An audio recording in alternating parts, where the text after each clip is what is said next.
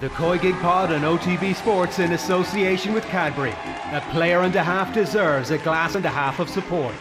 Everyone ran their socks off tonight and they left everything out there. We're very proud of the team's performance. Let the shackles off Katie a bit so that she can go and play her game. We're going to go out there to beat them. We're going to try and beat them. Hello there and welcome to episode 7 of the COYGIG Pod, OTB's home of the Women's Super League, Irish football and everything in between. I'm Kathleen and with me as ever is former Ireland international and Peamount United's Karen Duggan. Karen, how are we doing this week? Good, back to WSL action, so plenty to talk about this week. Plenty to talk about this week. Very exciting weekend after the international break. The COYGIG Pod and OTB Sports is in association with Cadbury FC, official snack partner to the Republic of Ireland women's national team. Later on, Emma will be along with the much-awaited return of the WSL Team of the Week, and I'll be having a chat with Republic of Ireland manager Vera Pauw. Karen, you never played under Pauw, obviously, but thoughts on her, I suppose, progress with the team so far? Yeah, I don't know. I think I've been on the fence for a lot of her tenure. Obviously, they went through that high of kind of starting the Euro campaign and then it dwindled out. And then that was followed by a lot of losses in friendlies against higher ranked opposition. And she spoke about how that was for the development of the team. And we thought we'd kind of turned the corner then when we beat Australia, and obviously the great Finland result, like that was what I thought would be a turning point. And then we reverted back to our old ways against Slovakia. We didn't have a plan B. I don't think we utilised our players in their best position for that game. I don't think the formation was right. And she kind of was nearly afraid to change it because the Finland result was right. But I think the measure of a good manager is really knowing the right team and the right formation for the opposition. And so it's hard, there's been good results and there's been very questionable results. So it's been a mixed bag for me. And I'm still struggling to see the evidence of all this progress, apart from that Finland game. I hope I'm proved wrong, obviously in the second half of the campaign. The girls seem to have bought into what she's bringing to the table. They're very positive in their interviews, but I just am yet to be 100%. I'm sitting on the fence in my thoughts with Pauw. Obviously, having not played with her, I'm hearing things secondhand as well and stuff like that. So all you can go on is results, and you'd have to say that they're a mixed bag. Yeah, well, I'm looking forward to putting all of that to her later on when I speak to her. But back to the Women's Super League. Obviously, we've had a bit of a break. We did have some fun in between with the FA Cup final and Champions League and stuff, but I'm going to ask you what stood out, but I'm pretty sure I'm going to know what the answer is. I think everyone knows what stood out. The really unexpected Reading 1-0 win. I don't think any of us saw that coming. I know that Emma Hayes, she made a few changes, but that was reflective of what we thought the gulf in the teams would be. We still thought that the strength and depth that Chelsea had, but resting Kirby, resting Wrighton, and Kelly Chambers got their tactics right. She knew they'd be on the counter-attack, and that proved the case. And they only needed it to work once, and they defended so resolutely. She could be really, really proud of her players. It was a dogged performance. They really had to dig in because Chelsea still had enough quality on the pitch and enough possession and probably enough chances to take 1, if not 3 points. But a really, really good result for Reading. Yeah, it was interesting because this was one of the ones that I watched back. I didn't watch it live, and I wasn't looking at my phone for like a couple of hours while the match was on, and I turned it back to my phone and I was like, what's happening? It's just reams of messages from people being like, what's going on?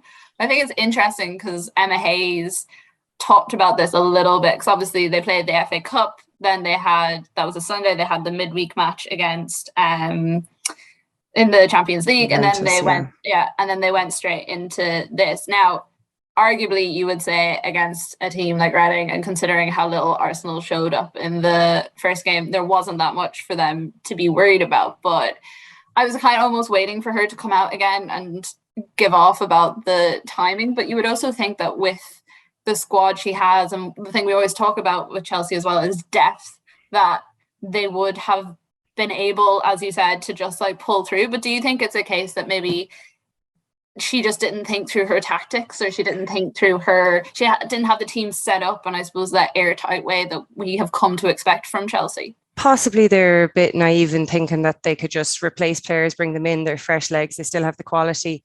But I think it's hard on the players as well. Yes, maybe all these players didn't play in those big games, but they were part of the environment where you were really gearing up for these big, high-profile games. And then you're coming back down to earth and you're playing Reading, a team that you should be beating, Reading away. You're probably not looking forward to that trip too much after what has been such highs maybe during the week. And that psychological kind of message would have filtered through the whole panel. It wouldn't have just been the starting team. So I think it's harsh on them. They have had a really busy schedule, but that doesn't take away from Reading. Great performance. You expect more from Chelsea. And I think Emma Hayes took responsibility for that. She recognised that she had the strength. She made those changes.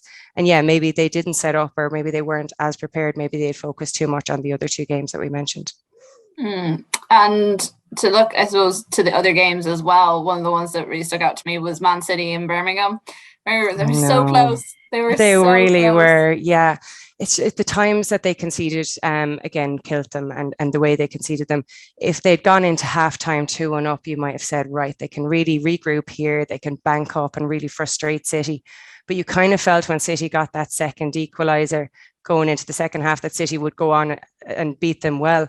But it wasn't the case, and they were so resolute again, and they threatened from set pieces, you'd have to say. They put themselves about, but to concede in the 89th minute after that effort, it's heartbreaking, and it's just a measure of how their season has been going. They can't catch a break no matter how hard they're trying. And yeah, even though City were under strength due to COVID and things like that, they're still Man City, and they kind of just probably had that air of just arrogance that they were going to go out in the second half and win, and they kept going to the 89th minute. They kept having that belief that they were going to do it, and of course it was their talisman, Ellen White, who popped up with that all-important winner for them. Yeah, it was hard. I saw some of Louise Quinn's posts about it. I think she waited until today maybe to put anything up, but you could just feel the pain over what they were saying. It was, I think when Birmingham took the lead, it like coincided exactly with the Verstappen Hamilton like big ending. And I was on Twitter and everyone was like, Capitals, like, what is happening? I was like, well, a lot of people are suddenly very interested in the Man City Birmingham game. This one was slightly less controversial now than that one, I think. Everyone, not being the F1 aficionado that a lot of other people are, everyone was very bemused by my being like, everyone's watching the WSL as well. This is great. No, I think I'm a bandwagon F1 person as well. I have to say, I was switched on to that. Yeah, I think it would be hard not to be after that weekend. But I think as well, the thing with City, what we saw this week was, again, the team being ravaged by situations that were slightly out of their control. Obviously, there was like a COVID result for Janine Becky, some close contacts, injuries again, defensive crisis again. It just seems like a circle that they can't really get out of at the moment. Although some would argue that there is also fault to be laid at the feet of the players who have actually been there. Like, you think of last season, Man City, Birmingham, you would have thought that's a clear result. There's no question what way it would go. Yeah, you would have thought so. And even given all of that, you still think that they have the strength in comparison to Birmingham. Now, they're obviously, like you said, they are under strength, but like compared to what Birmingham's resources are and what Man City's resources are, they're poles apart. And you could tell from their manager that the overriding feeling at the end of that game was just relief. He just wanted to get through that game, because you drop points to Birmingham at this point, a lot of questions start to be asked, no matter how many obstacles you've had to face. Birmingham, obviously, you're 1 point on the board. So Man City dropping points there, I think there would have been massive questions asked. And then if we're looking at the, I suppose, title race, Champions League spots, 2 good wins for Arsenal and Tottenham. I'd say Arsenal were thanking their lucky stars that they finally got a win. I went to see them play Barcelona at the Emirates on Thursday, and it was incredible to watch Barcelona. They were sensational, but it was like watching the FA Cup ×2. Like, the Arsenal just had no answer, and obviously they were playing Leicester, bottom team. You wouldn't expect anything different from them, but even just the mental side, I suppose, of like going through those 2 massive losses against 2 very good teams. And I thought it was really interesting. Jonas Eidevall had it in his pre-match like program comments or whatever. He was talking about the fact that he had set up wrongly for the FA Cup. He was like, I've only been here for 5 months, not 5 years. I thought we were a lot further along in the journey than we clearly are. And I tried to bring the team to a place that they aren't ready for yet. We need to get our basics down before we try anything else, which I thought was really interesting from him. Quite refreshing from a manager to be that honest. Often you get kind of generic answers about, oh, it wasn't our day, we didn't have the look of the green, but he looked at it, he said we got it wrong, and this was the perfect match for them to bounce back. I mean, I don't think it was ever in doubt that they were going to beat Leicester. Again, they were able to make some changes. Paris was really good, Iwabuchi, and then obviously Manham came on for her, so they were able to kind of rest legs, get a really good result on the board, and kind of just probably get back to basics. Like you say, they got back to winning ways, and now with those 3 points on the board, they can kind of bed in and work on those things for the better opposition that they will be coming up against in matches to come. Definitely. And with those results and with the knowledge that we are only like just before Christmas, do you think that Reading Chelsea result is going to be probably one of the defining ones in the title race, or can you see this Arsenal team also having a trip somewhere along the way? I can, but I can see Chelsea tripping up again. I like the schedule isn't going to get all that much easier for either of them. So it's going to be how they manage it, how they learn from their mistakes. So it kind of is a battle of the minds between the two managers. Obviously, they both different experience levels in the league. You'd kind of back Emma Hayes in that front. But I'd never count out this Arsenal team. Obviously, they're sitting on top now. They're going to have a confidence boost going into Christmas. And they're good to watch. They're really good to watch. And a lot of people are backing them. Obviously, particularly we have the Irish interest there. So I think a lot of Irish people have become Arsenal fans. It's just going to make for a really interesting title race. You just couldn't call it at this point. Yeah, definitely. Well, thank you so much. I'm looking forward to discussing more with you next week. If you have any opinions, suggestions, or thoughts on anything that Karen and I have discussed, please do get them into us on Twitter at Off the Ball using the hashtag OTB COYGIG. Do you think Chelsea have tripped themselves up? Is this them done now in the title race, or do you think Arsenal has a fall or two in them? And also, let us know how you thought the Reading team actually got on, because obviously Grace Maloney, there's some good Irish representation in there, which we always love to see. So at Off the Ball on Twitter using the hashtag OTB COYGIG. So we gave her a week off, and then we eased back into things with the all-time Irish WSL team that technically could kind of pick itself, because we're still building up to how many Irish players are in the WSL, but we always love an opportunity to talk about some legends of the game. But we're back this week with our WSL Team of the Week, and we're back with Emma Carroll. Emma, how are you? I'm good. It was an interesting weekend. It was a fun one to launch back into the WSL season with. I think after the international break is probably exactly what we needed to get the creative juices flowing. Yeah, sure. We started off with a bit of a shock, so it kind of probably shows in this week's team, I think. Yeah, how are you coping without Chelsea people to put in 14 positions? It's fine. I've just replaced them with Reading players. Okay, perfect. Well, why don't you give us your 11? So, in goal, we've got Grace Maloney. Kind of a bit of a three at the back for Reading. Gemma Evans, Natasha Harding, and Grace Maloney are all in there. Then Georgia Stanway at left back, Anna Patton at right back. Boarisa, Jordan Nobbs, and Vicky Lozada in the middle, and then Nikita Paris, Viv Miedema, and Deanna Rose is the three up front. No Chelsea players. I know, that's a big one. I know. I'm going to jump. Probably was the closest one that came. She was lively, you have to say, but it's hard to argue against putting any of those Reading defenders in there. I mean, they were absolutely outstanding. And on that, I think my first pick out, I'd actually have a question over the goalkeeper, because I think that the defence did so well that her job was actually limited. She looked like she was busy, but a lot of the blocks were coming in from those defenders in front of her. But I'm not going away from the Irish bias, because I actually think a big shout out to Megan Walsh. I thought she was outstanding. I know that they lost 2-0 to Manchester United, but Man United bossed that game. They created a lot of chances, and they could have been 4 or 5-0 up at half time. Thought she was absolutely excellent.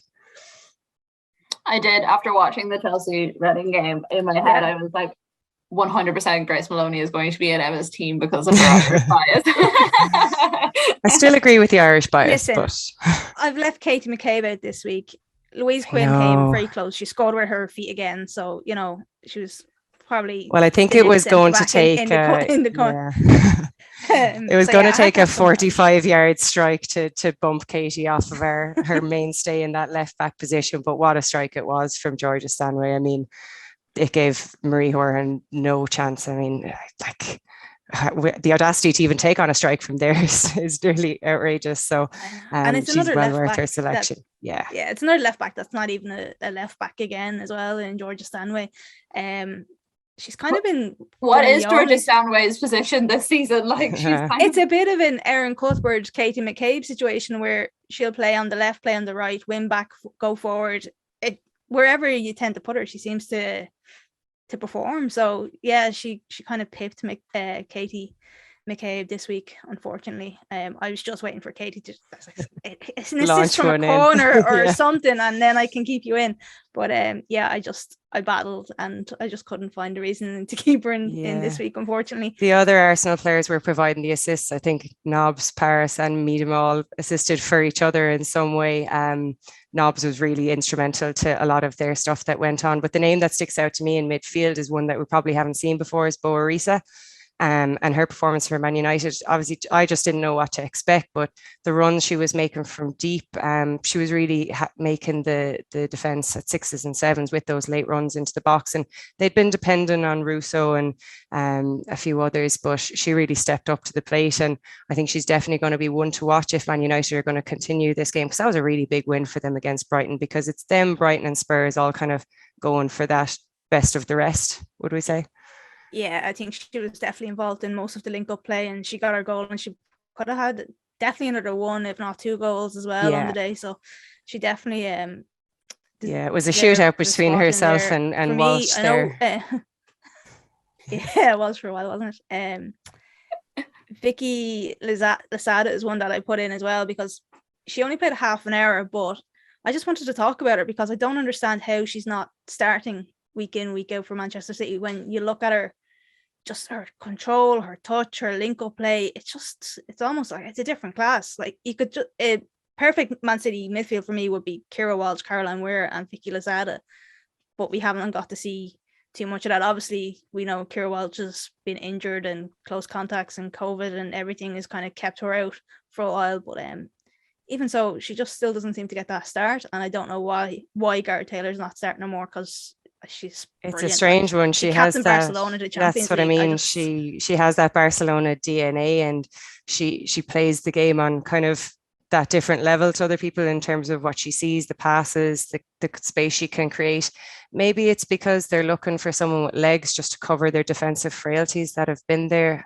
Obviously, Lozada has been at Barcelona for a long time, but when you have someone that intelligent, I think you have to have them on the pitch, because they can provide things that other players just can't. And she has that leadership quality as well that we kind of were questioning when they were leaking goals. So yeah, you'd be expecting to see a lot more of her as the season goes on, if Man City are going to start stepping up to the plate.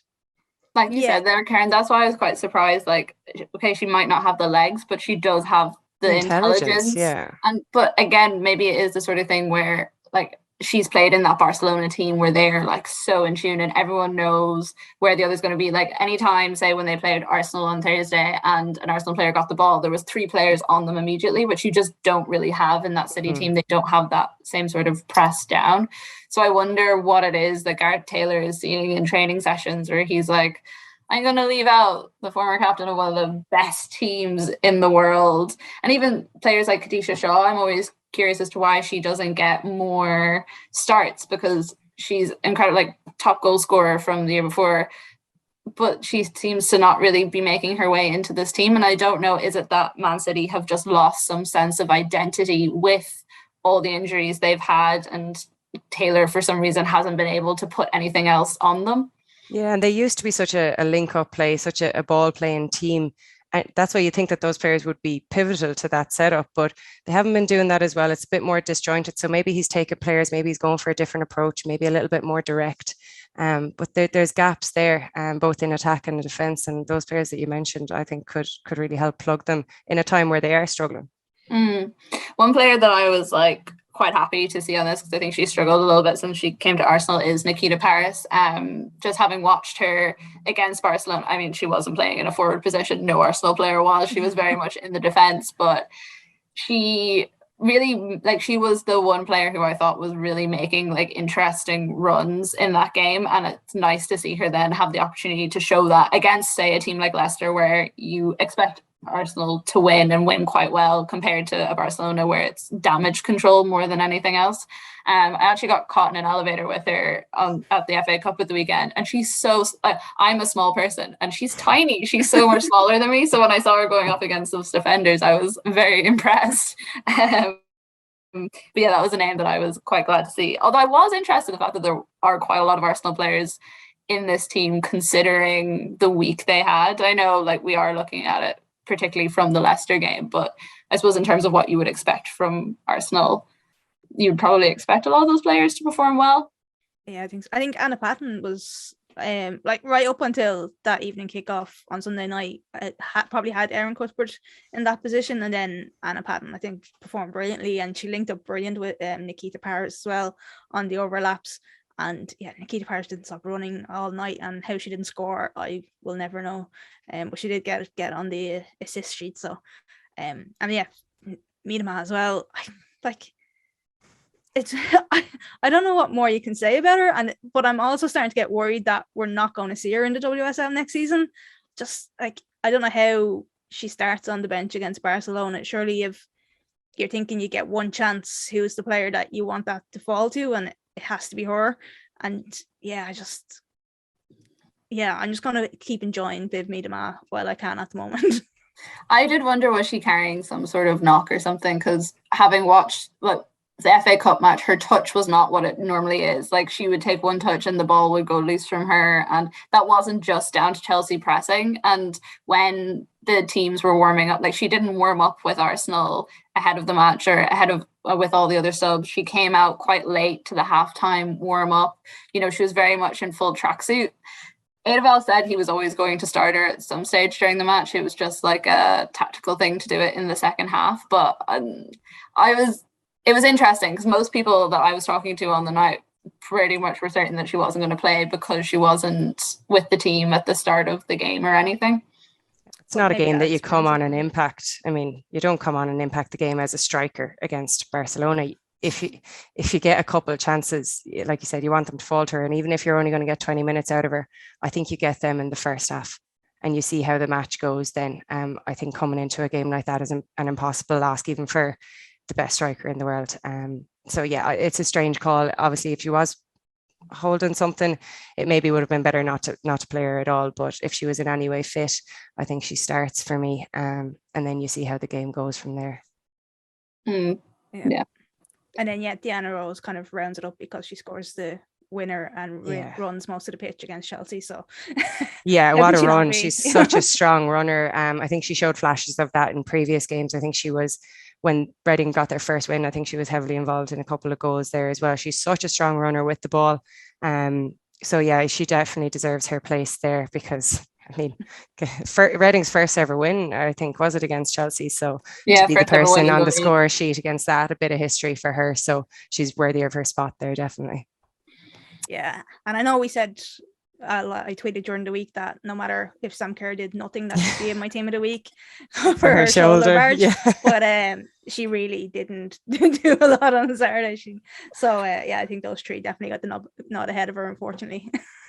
Yeah, it should be on people's radar now for an all-star maybe in the future instead of team of the week. But no, it was very entertaining, to be fair. But no, the performance at the weekend didn't quite live up to that clip of her laying out your man. But it was one of my highlights of the week anyway. Yeah, definitely.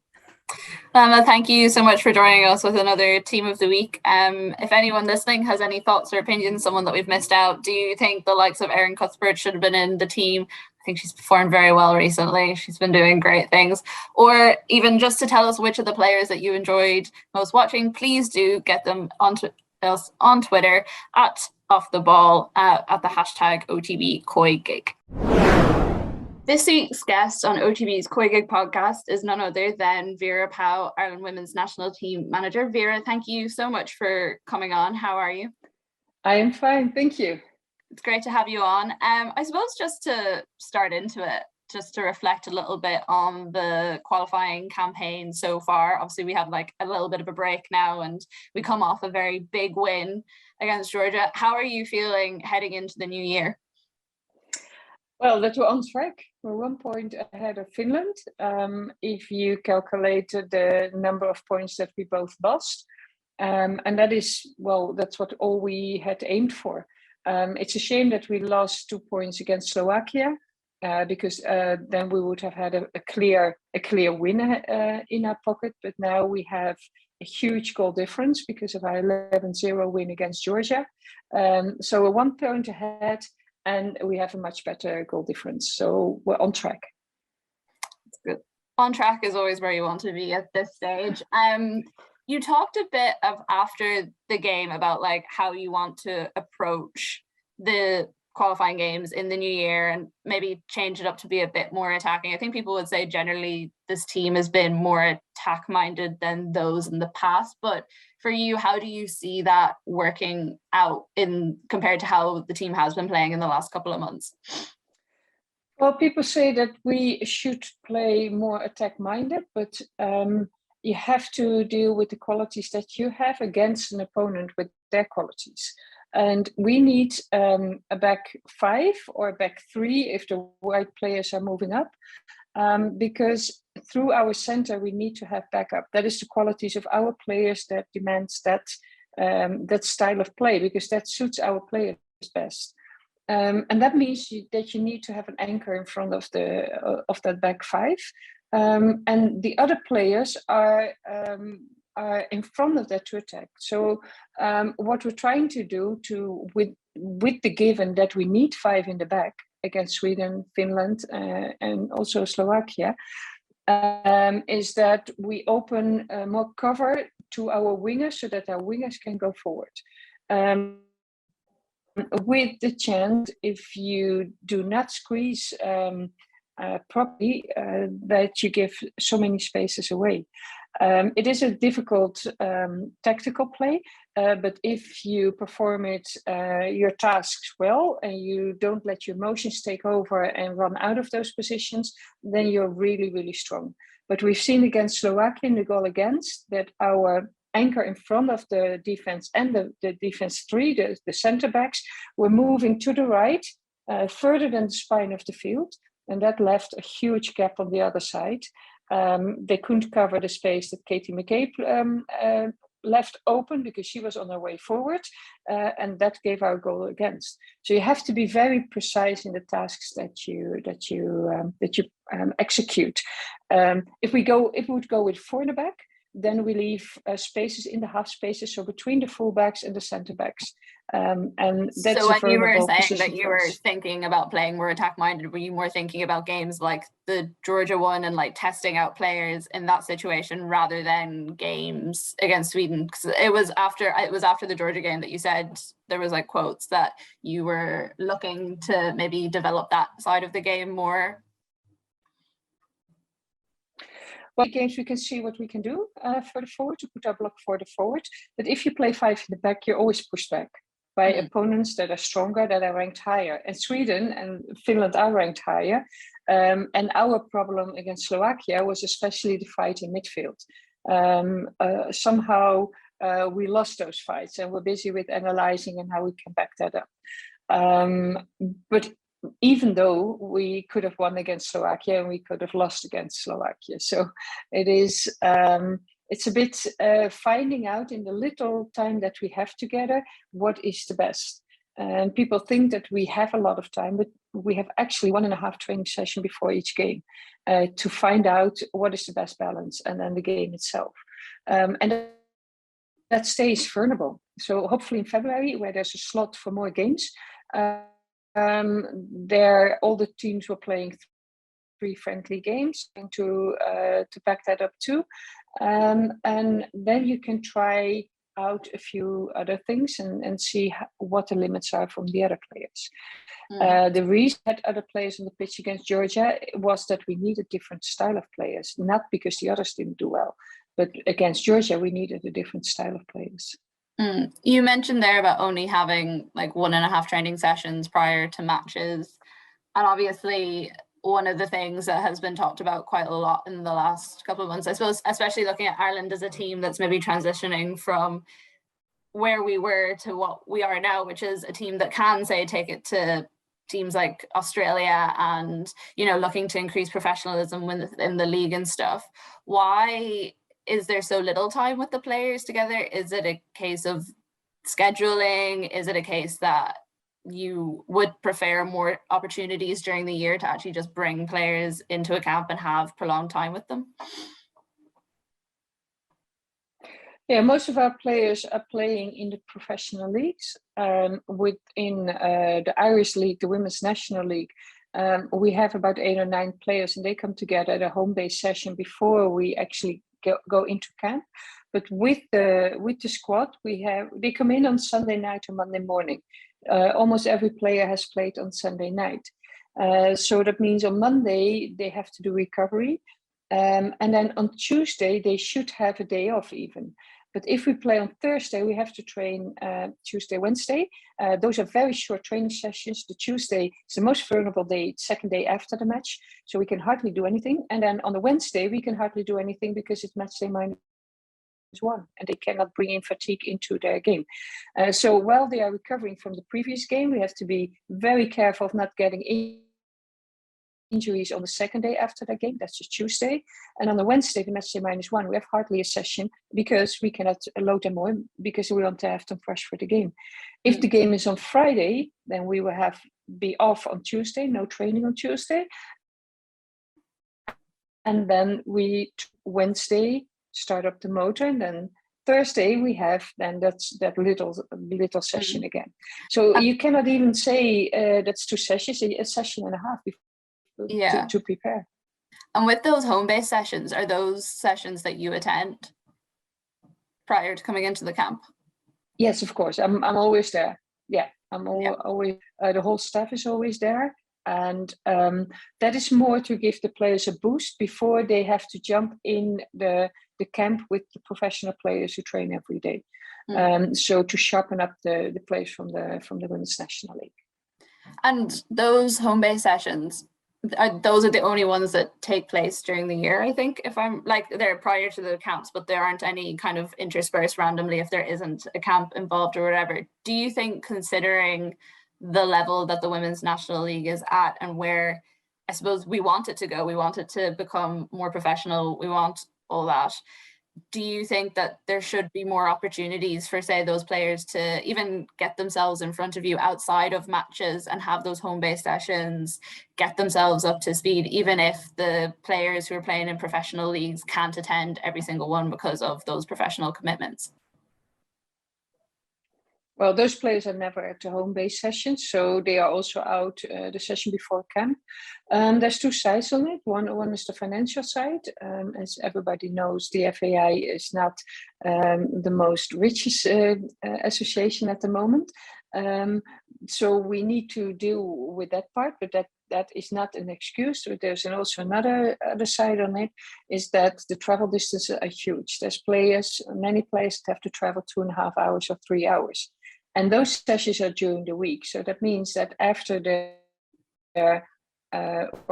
school, they have to jump in the car 2.5 hours to Abbottstown, having a session, 2.5 hours back. They will be back home at 12:30, 1 o'clock at night. And the next morning, they have to go to school again. You can do that once in so many weeks, and that is why we do that once before our camp. But if you do that every week, fatigue is building up and you will get injuries. So what we do is that all those players are training with boys instead, close by home, having the full resistance that they need. And that is why players like Savannah McCartney has come in, trains twice a week with boys. And her level jumped up and she got sharper and stronger and faster in her acting and became very soon a core player of our squad. So that is the way we are dealing with that. They do train more, but with boys close by home. And then before the session, we bring them all in. It's also kind of someone, but more to give them a boost to really, really be ready for the pressure that they will perceive in camp. You mentioned there about the distances that players have to travel, and Savannah is a great example of that. She was on the Late Late Show the other week talking about the vast distances she travels every week to make sure that she can play football. And obviously having the opportunity to play with boys, I know you've talked about it quite a lot in the past and how much that has benefited players, but considering the differences in the games, would it not be beneficial to have, even if it's not every week, but I suppose a few more than there currently are, where they're actually playing within the game and the style of the women's game compared to just solely relying on those boys training sessions? Obviously they can both supplement each other. It doesn't have to be a one or the other situation. We have spoken about it, of course. We're constantly debating, but fatigue, building up of fatigue, is the enemy of female football players, because they have to work, they go to school, and as soon as you build up fatigue, you cannot go out of that spot. And we're really, really careful with getting into that situation, that they build fatigue. And building fatigue means that your nerve system becomes slower, that you have minor injuries in your muscles that do not heal. And if you have no other thing to do than to just play football, then you can rest, your nerve system is resting also, and you are fresh for the next session. But if you have to travel so much, if you go to your bed late, if you have to work all and you get this overload on you, then it's a huge for major injuries. And we've had one with Chloe Mustaki, unfortunately, and that was a clear example of what is happening if you build fatigue. Because she was playing in London, she's working all day, immediately to training, back home at 11:30, even midnight, then out of her bed at 6:30, 7 o'clock, going to her work, going to training, and doing that throughout. It was back a month and a half, 2 months, and she was hoping that she could get through it till the end of the season. But there's a point that there's a moment that your nerve system is not fast enough, that you do not contract your muscles at the right moment, and then it just happens. It just happens. Mm-hmm. And I think that the fact that we haven't had those injuries within the Irish game recently, over the last year and a half, 2 years, I think that is because we're so careful with this. And I suppose it's always been the kind of constant pull and tug in Irish football, where we don't have a fully professional national team at men's level or women's level. We're constantly talking about it. But for you, what role is it that you see the Women's National League playing in the development of the Irish squad? I know you said when you first joined that if you don't develop those home-based players alongside the professionals, then you get a massive gap and there's no future for the game. So what role do you see the league playing? Well, the league is developing, that's definitely. But the league is especially developing because all the energy of their coaches that's put in, the facilities that the clubs are putting in, the training moments that they can get there. And on top of that, again, training with boys. Every play in the home-based session is pushed to train with boys. And you see that the ones who are training with boys, that they improve immensely. And that helps also to improve the whole league. So the more players train with boys, the better the league will be. Because in 2 times training a week, you cannot expect from anyone that the league will jump up a level. But if all the players next to their club activities will train once or twice with boys, then the league will get immediately to another level. And when you're how do you interact with the league? Obviously you don't live in Ireland, so how many games would you go to in a season to actually watch the players that are there and that are developing? Yeah, I see every game on the stream because we have access to all the games. And before Eileen Gleason, now Tom Elms is the assistant who keeps track of all the players. So he's going every weekend to as many games as he can. I'm in Ireland, I'm always visiting games. So we do not feel that we don't have enough information because we know everything and we see everything. And your coach, though, that has always struck me as someone who likes having that sort of control. Do you not think that you miss out on things by not being around more often and actually seeing it in action compared to a stream where, you know, a camera angle might miss something, you might not see someone's movement, might be just tracking a ball rather than all the work that's going on off camera? But therefore I said I don't bring an own assistant. I want an assistant who's part of the league, who knows every player, who knows every coach, who knows every club, and who has the task to keep on those moments. Apart from that, I see everything. And when I'm in Ireland, I try to press in everything that I can from the early morning to late at night. There's activities. So that what I usually do in 3 or 4 weeks, I do there in 5 days. And of course, there's only then 3 games in on the Saturday and the Sunday. That's the max I can get. And all the other games are seen by Tom Elms. So I would see the players live, maybe some players 2 or 3 times every 2 slots, other players 1 time every 2 slots. But Tom is seeing them all every week. And that is enough. We know everything. We see the players, we see their developments, and don't forget the streams are so valuable that we have. I've got more feeling that I miss the connection with the players abroad, because visiting them is I need to go everywhere. They're spread out. They're in England, in Germany, USA, and that is the biggest challenge. I suppose, though, there is a thing with the professional players, the ones that are spread out, you know, the level they are getting, and they are getting a lot more help. And if you're looking at the grassroots development and picking up like players who are maybe like 16, 17, 18 just coming through, would you not feel that that's more important to focus on than the ones who have already been picked up abroad?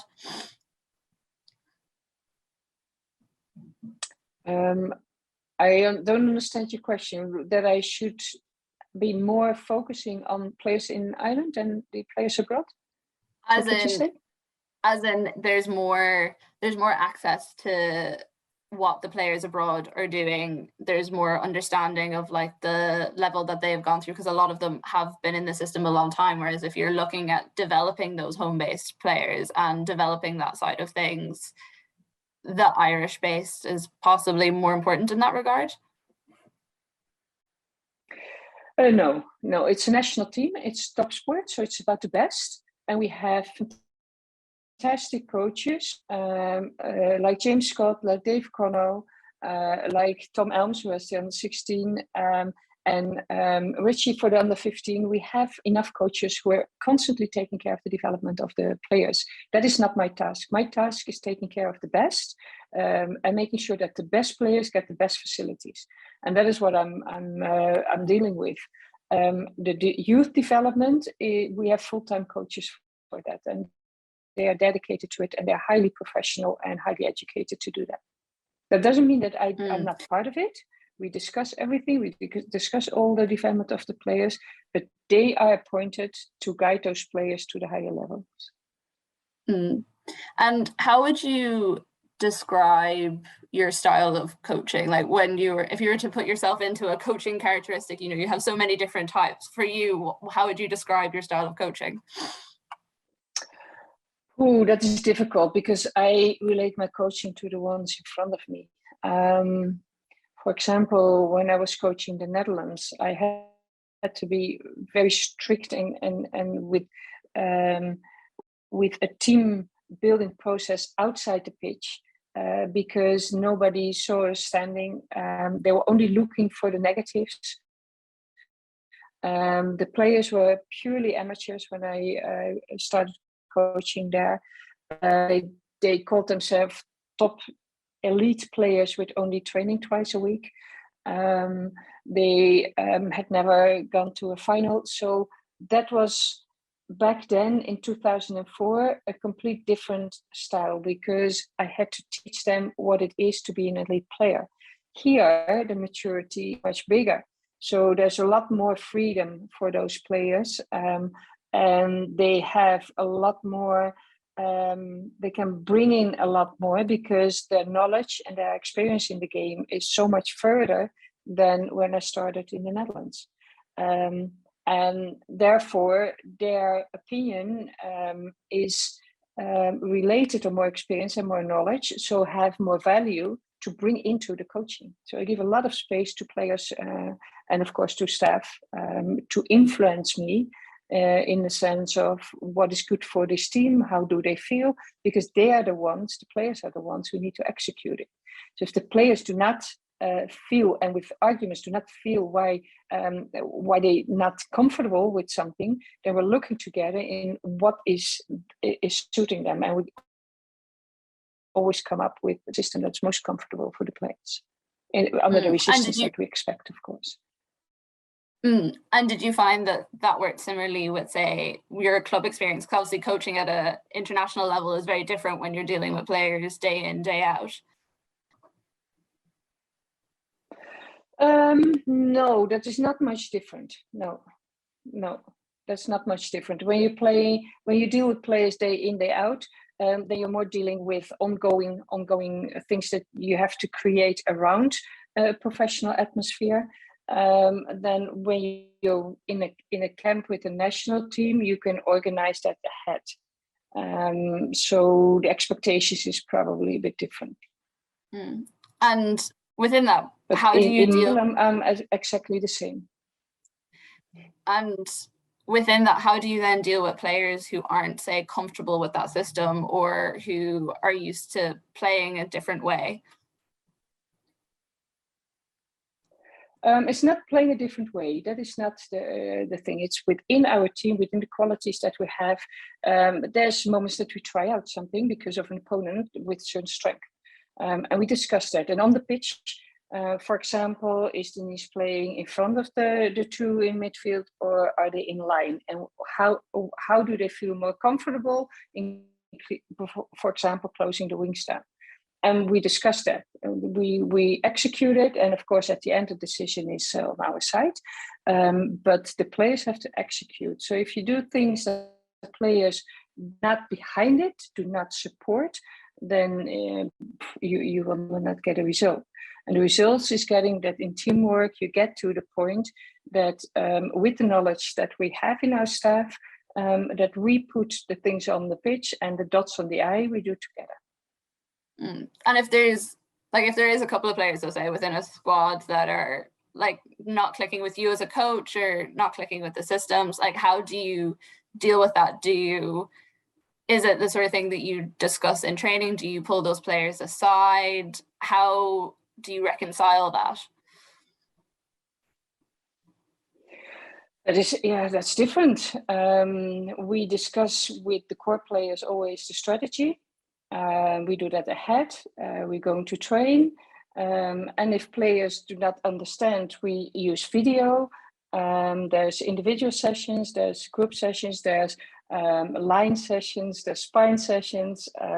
And within that, everybody is giving their opinion. So it's not the fact that players do not want or do not link, or that's not an issue. The issue is, how can we get to the point that we get the best out of our players against the opponents that we're facing? Okay, well, Vera, thank you so much for joining us on this week's episode.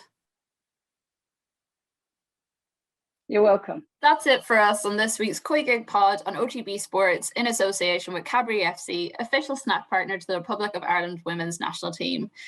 Thanks to Vera for her time, Karen earlier on for the discussions, and also Emma for the team of the week. Karen and I will be back next Tuesday with more reaction and analysis to all the weekend's WSL action, along with another team of the week from Emma. And don't forget to get your thoughts and opinions into us on Twitter @OffTheBall using the hashtag OTBCoygig. Thanks, and looking forward to seeing you all next week. The COYGIG Pod on OTB Sports in association with Cadbury. A player and a half deserves a glass and a half of support.